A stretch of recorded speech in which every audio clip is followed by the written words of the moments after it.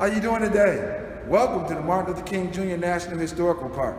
Today, we're going to be doing a wonderful, wonderful program. It's called the Powerful Poetry Play, Martin's Big Words at the World Peace Rose Garden. And we want you to participate today. So later on, as we're walking through the visitor center, I will be talking with you a little bit about Dr. King's big words that he used. It's really going to be like poetry and show you some of the words that he used that impacted the whole world. So I think that's very important, and we want you to write words so you can also impact the whole world. You're going to see me wearing my face mask. Of course, we know we're still dealing with COVID. I'm going to be walking with a few of my partners, so I'm going to have my face mask on. And once again, my name is Ranger Marty Smith, and one of my partners' names is Ranger Diane. Welcome.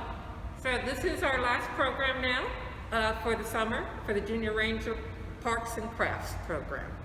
So participate and you'll be able to earn your own badge and your own certificate.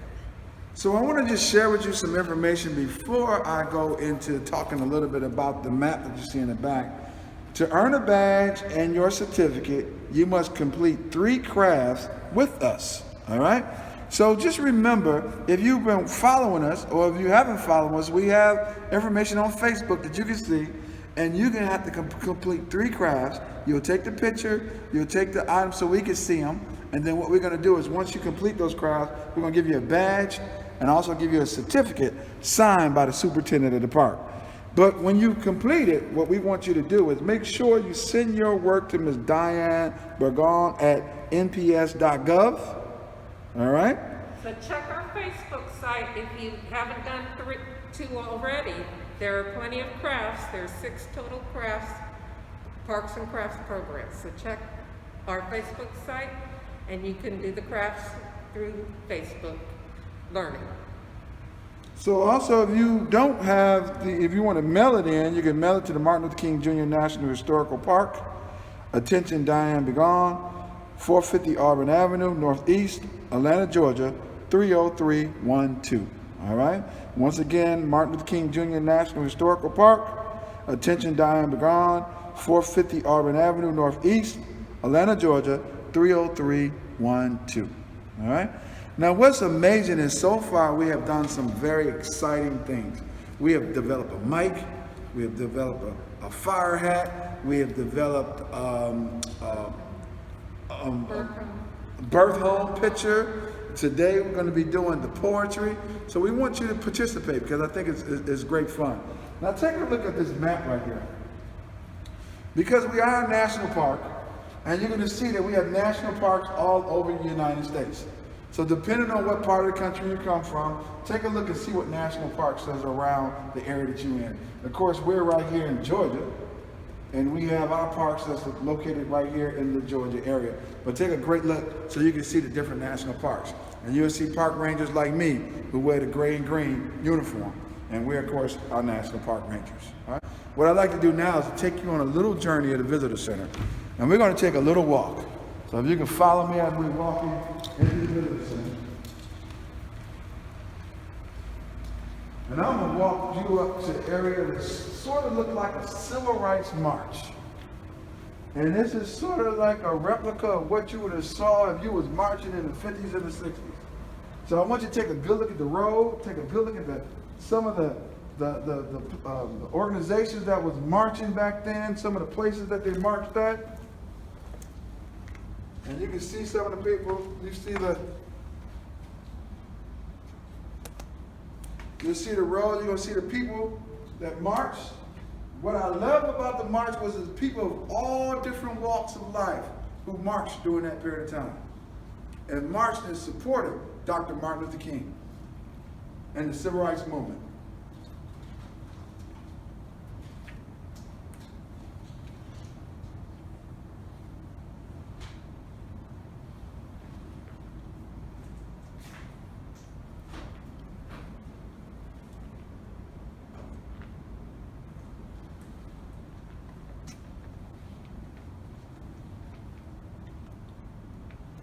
You can see some of the marches in Saline. If you can come up here to the front,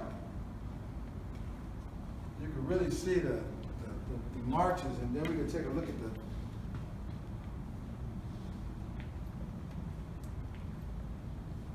powerful.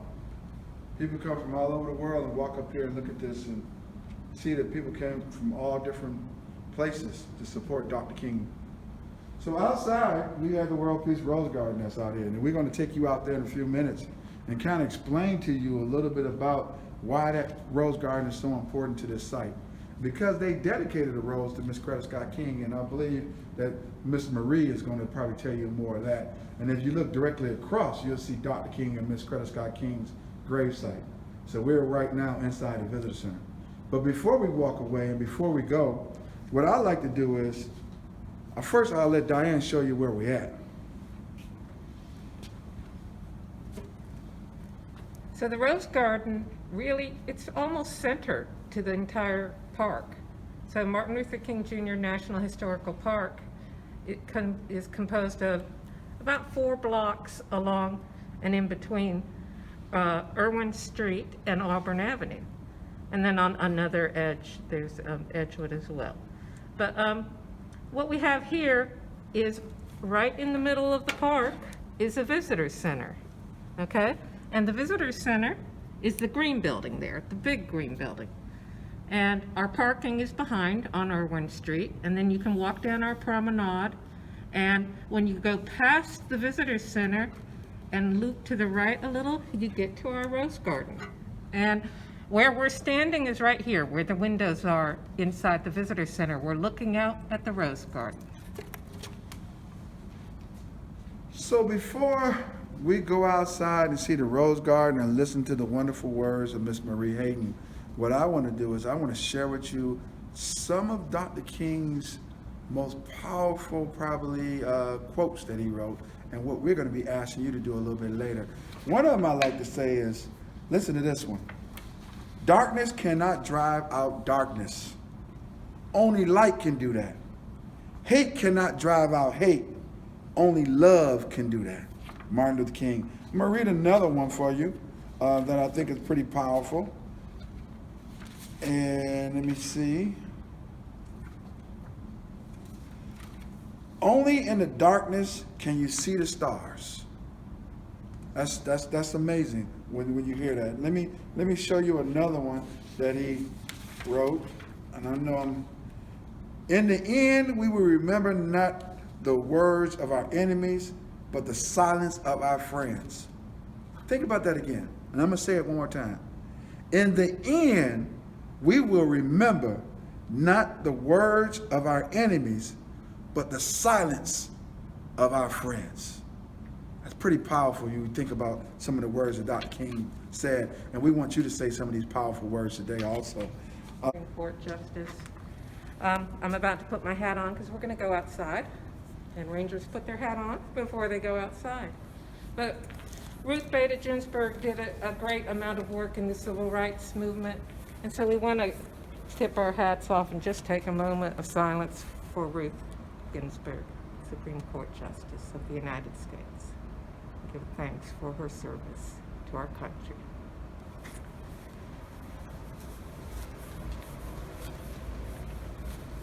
So we are going through the visitor center.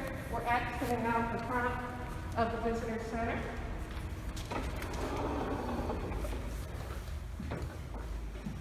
To our left, we're going to see our promenade.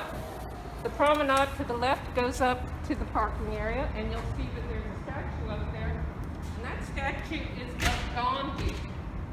Gandhi also used his big words for nonviolence, for nonviolent change. And so we have a statue here for the inspiration for Dr. King and Coretta Scott King. They both studied Gandhi in India, not with him, but at a school that studied the principles Gandhi used. The principles of nonviolence. The principles of nonviolence. It's a beautiful statue. And I hear that we're going to have a statue pretty soon coming into Atlanta for Dr. King as well. So we have that to look forward to in the not too distant future. There's Gandhi from India, who led his country through nonviolent methods to regain the sovereignty of the people of India.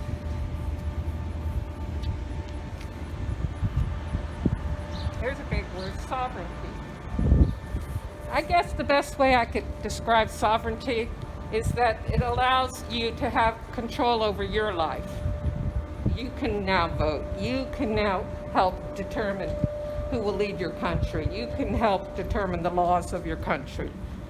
So that's a big word, sovereignty. Now we're walking toward the Rose Garden. So we're going back across the front of the visitor center. And we can just begin to see a peek of our Rose Garden. You can see across the way that we have the Martin Luther King Center for Nonviolent Change.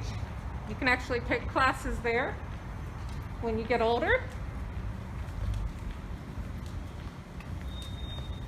And I think I see another ranger, maybe two rangers. I see our law enforcement over there, and I also see a ranger named Ranger Marie. And she has done a lot of work here at the Rose Garden. So what she's going to do is explain what the powerful poetry play is all about. Because this is a World Peace Rose Garden, and within it you see these plaques, each one representing a message of peace. And here's our messenger for today at the powerful poetry play Arts and Crafts program. Good morning. It is morning, right? Hi, I want to introduce you to the Martin Luther King Jr. I Have a Dream World Peace Rose Garden. Now this Rose Garden was actually created in 1992 between a partnership of the National Park Service here at the Martin Luther King Jr. National Historical Park and the International World Peace Rose Garden, which is headquartered out in Sacramento, California. T.J. David and Sylvia Villalobos are the co-creators of the International World Peace Rose Garden, and they have created 10 World Peace Rose Gardens throughout the world. And this is, of course, one of them. The other 9 are located, there are 5 World Peace Rose Gardens located in the state of California. And then there is a World Peace Rose Garden established in Italy, one in India, one in China, and one in Mexico. 10 World Peace Rose Gardens throughout the world. Now here at the Martin Luther King Jr. I Have a Dream World Peace Rose Garden, which is on the grounds of the Martin Luther King Jr. National Historical Park in Atlanta, Georgia. The I Have a Dream World Peace Rose Garden was established to pay tribute to Dr. Martin Luther King Jr., his life and legacy, and his ideas of peace, justice, freedom, and equality for all people. This is Dr. Martin Luther King Jr. I Have a Dream World Peace Rose Garden. So we stay focused on that. Every garden in the World Peace Rose Garden concept has its own purpose, its own meaning. You're looking at is identifying the roses that have been laid out in a kind of a starburst design, but they do have a significance. For instance, the roses right here in the center that lines up with the King Center across Auburn Avenue, these are the Coretta Scott King Roses. Now most people don't know that even a Coretta Scott King Rose exists. This is it right here, and it lines right up to the grave sites of Dr. Martin Luther King Jr. and his wife, Mrs. Coretta Scott King, on the King Center property. I think the eternal flame is burning as well, but we have folks probably, no, I can see it. Can you see the flickering right there? Yeah, the eternal flame, and then the grave site right beyond the eternal flame, which is on a beautiful area called the reflecting pool. Now, as we come back to this side of Auburn Avenue, we also have another row of roses that are actually flanking the garden here on the right or left, and they represent two global peacemakers. Of course, one would be, yes, Dr. Martin Luther King Jr. in terms of his role as a leader and a spokesperson for the modern civil rights movement in the United States. And then the other global peacemaker is Mahatma Gandhi. But Dr. King embraced the teachings of Mahatma Gandhi. And that's so important to see, not only that they were two global peacemakers, but their concept and their beliefs and their philosophies are very, very similar in terms of making change, social change in both of those countries, the United States and India. All right? The other roses, let's see if we can find the red roses. Another layout are the red roses that kind of just kind of weave throughout the garden from one side to the other. You can just kind of see a bit of a trail there. They're not all in fully blown at this time of year, but we have enough to point out that these red roses are symbolic to the sacrifices of African Americans and their contributions and accomplishments that they have made to this nation as well throughout the world. Okay? And then our last one, you see a lot of them, they're just kind of a variety of roses, and they're just representing, what do you think they might be representing? Diversity. Different, but similar. Diversity of people, diversity of languages, diversities of countries, religion, backgrounds, the human race. So this is the symbolic meaning of the I Have a Dream World Peace Rose Garden. Now, in 1992, Mrs. Coretta Scott King delivered her message, and there was an excerpt that was taken from her message that was placed in the garden on a plaque here in 1992. And this reads, "Message from Coretta Scott King. This garden symbolizes the beautiful spirit of the nonviolent path advocated by Dr. Martin Luther King Jr.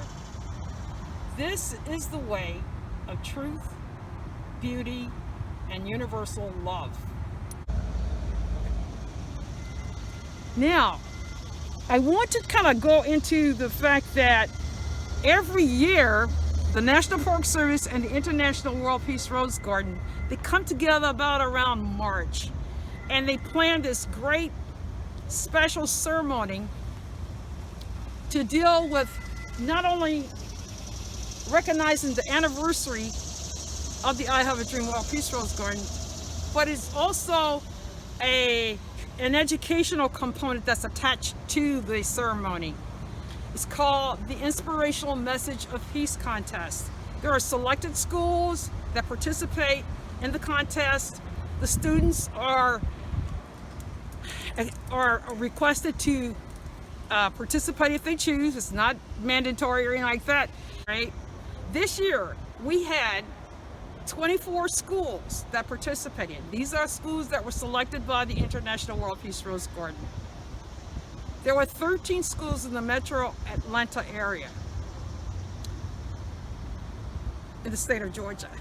There was one school in the state of Alabama. There were 3 in the state of California and 1 in Washington, D.C. Internationally speaking, we had 3 schools that represented India, China, and Gaza, the territory of Palestine. So typically what we do when we're able to have this ceremony, we actually go over to the historic Ebenezer Baptist Church. That's the church that Dr. King grew up in. That's the church that nurtured him in his spiritual development. That is the church that he came back to in 1960s to co-pastor with his father. At the same pulpit that all of these winners would get an opportunity to speak from on that special day in May. And then once the ceremony is finished over there, the students, the winners, the schools, the family and friends will all come over to this side of the garden, and they would come to their own plaque, and each plaque would be covered. And then at a point in time, they would all in unison lift their covering from their plaque and unveil their own messages that would be on display in this garden for an entire year. And we do have 2 third graders that have plaques out here, and I want to share those with you. We'll come down here on this side here.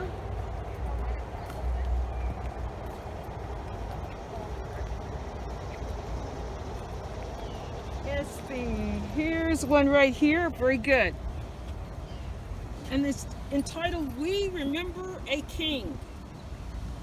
We remember MLK and honor him on this special day. He had a dream that we stand united together in this land. We strive to find a way to live as friends in peace today." And we have one more. All right. And this one is entitled, "Dear MLK Jr., Montgomery bus boycott to March on Washington. Little by little, you changed our perception. Kindness renewed our history. Journey led to victory. Reverend, we salute you in admiration." So these are our 2 third graders who will have their messages displayed in the I Have a Dream World Peace Rose Garden for an entire year. Now, the last thing that I want to cover before we finish here in terms of the Rose Garden talk is I want to identify the 4 winners who have, they're called double winners, okay? And what does that mean? That means their message is not only displayed here at the I Have a Dream World Peace Rose Garden, but also in another garden. And that garden happens to be the University Park World Peace Rose Garden in Stockton, California. That particular World Peace Rose Garden is our sister garden. So we work together a lot in terms of different situations.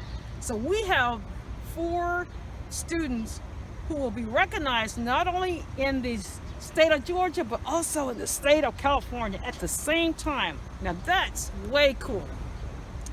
So let's look, the first one, here's one. Our first one is growing with hate. Fertilized with hate. There is no debate. Shameful.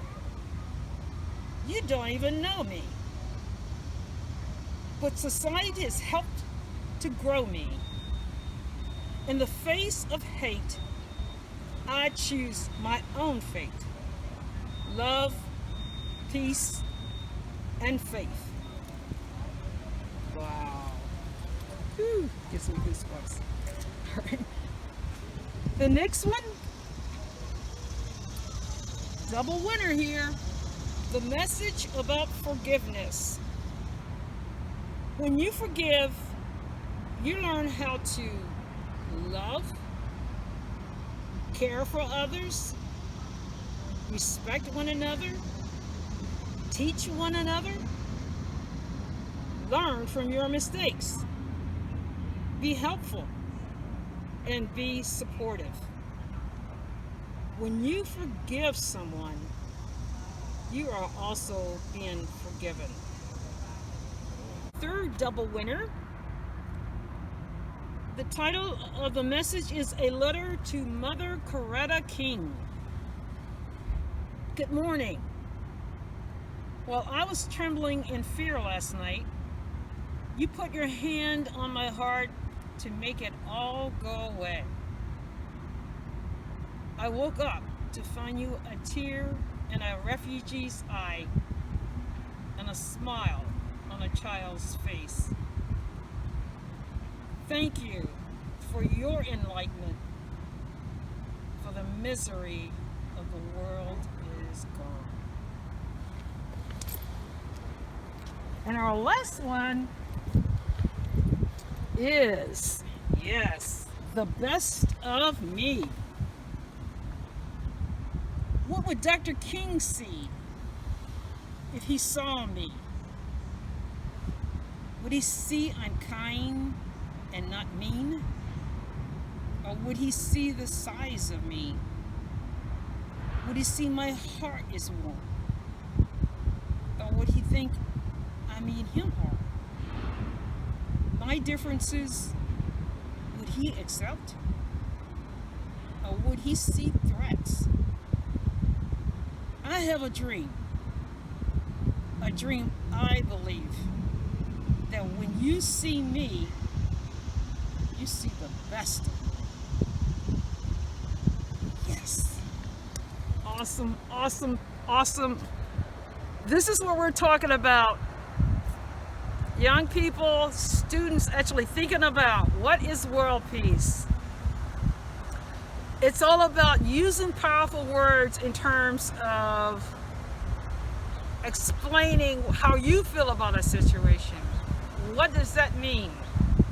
And pulling it out and being able to articulate it to the point that other people benefit from it. There are so many visitors that come to this park, over 500,000 every year. And this rose garden, I Have a Dream World Peace Rose Garden, is looked at constantly. I want to thank you for your time for this I Have a Dream Rose Garden talk. We hope you come visit the National Historical Park. It is on the ground, so you can do that even with the buildings closed. And who knows, maybe you might be a winner with your winning message displayed in the I Have a Dream World Peace Rose Garden here at the Martin Luther King Jr. National Historical Park. Thank you. Thank you, Ranger Marie. That was an incredibly inspiring explanation Thank you. of the Martin Luther King Jr. Peace Rose Garden. World Peace Rose Garden. It's a very long name. Yeah. It really is. So, and it does represent the world. So it needs to have world in there. Well, we have a little bit of time left, and today we changed things up a little bit. Today we're not going to be making a craft today, but we're going to use our big words like Martin used his big words. And so I'm going to have you go get your pencil and your paper, and I'll meet you in just a moment. Hello, it's Ranger Diane again. We're going to finish out our Parks and Crafts program today with your craft. Today the craft is a little different. You're going to be doing word crafting big words, powerful words like Dr. King used. And I used for inspiration a book that is one of my favorite books. It's called Martin's Big Words, The Life of Dr. Martin Luther King Jr. And I always want to give credit when I talk about a book, but the life of Dr. King is spoken of in Martin's Big Words, The Life of Dr. Martin Luther King Jr., written by Doreen Rappaport and Brian Collier. So Martin's Big Words, let's talk about those. What big words did Dr. King use? He used love, good. Let's see how he used those words. Love is the key to the problems of the world. Love is the key to the problems of the world.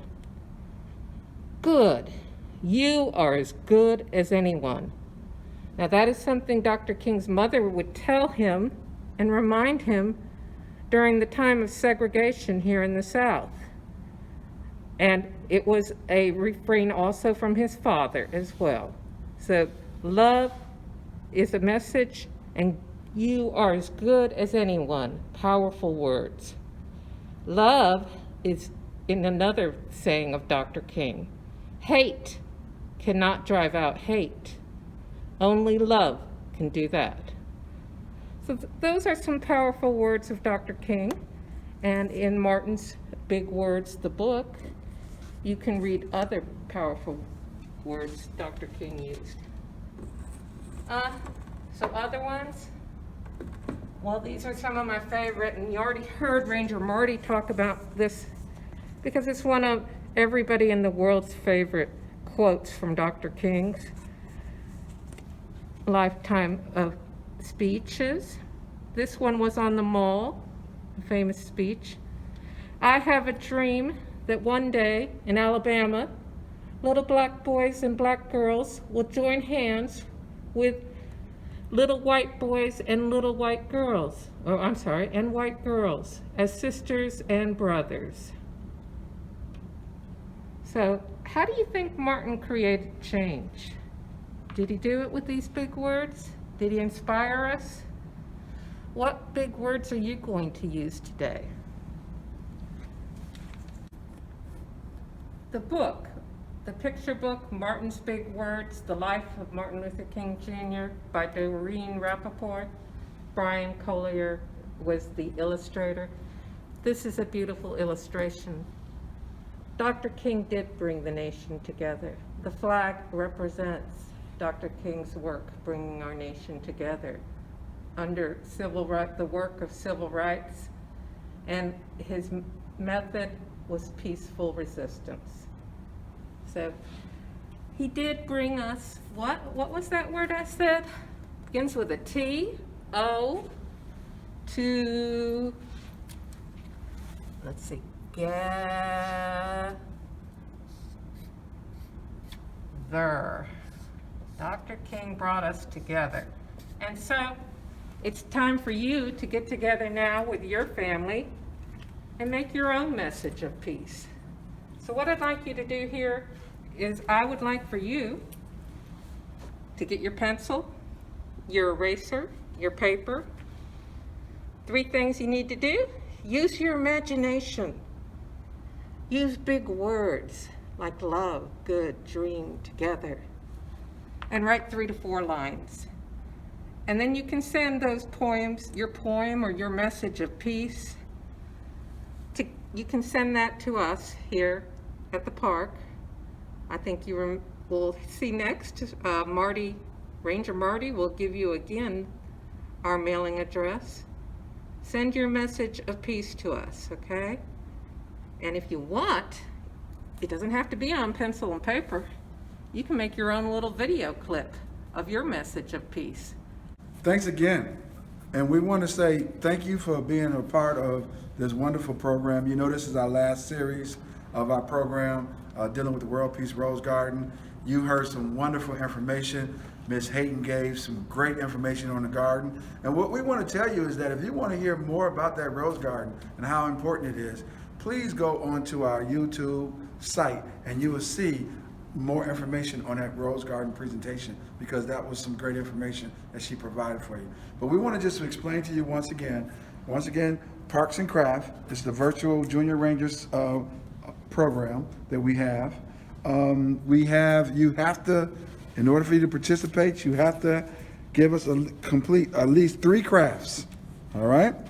And when you complete those 3 crafts, we want you to send it to us, and you're going to send it to Ms. Diane Bagon at nps.gov, or you're going to mail it to the Martin Luther King Jr. National Historical Park. Attention, Diane Bagon, 450 Auburn Avenue, Northeast, Atlanta, Georgia, 30312. All right? And remember, you're going to get a badge, and you're going to get a certificate signed by the superintendent of the site, Ms. Judy Forte. All right? This is some beautiful work from 2 of our participants, and I just wanted to make sure I shared it. This is, of course, of the birth home of Dr. King, And they did their artwork inspired by Dr. King's birth home. And it is a craft that we did, and you can also make it as a pop-up card, the craft of the birth home.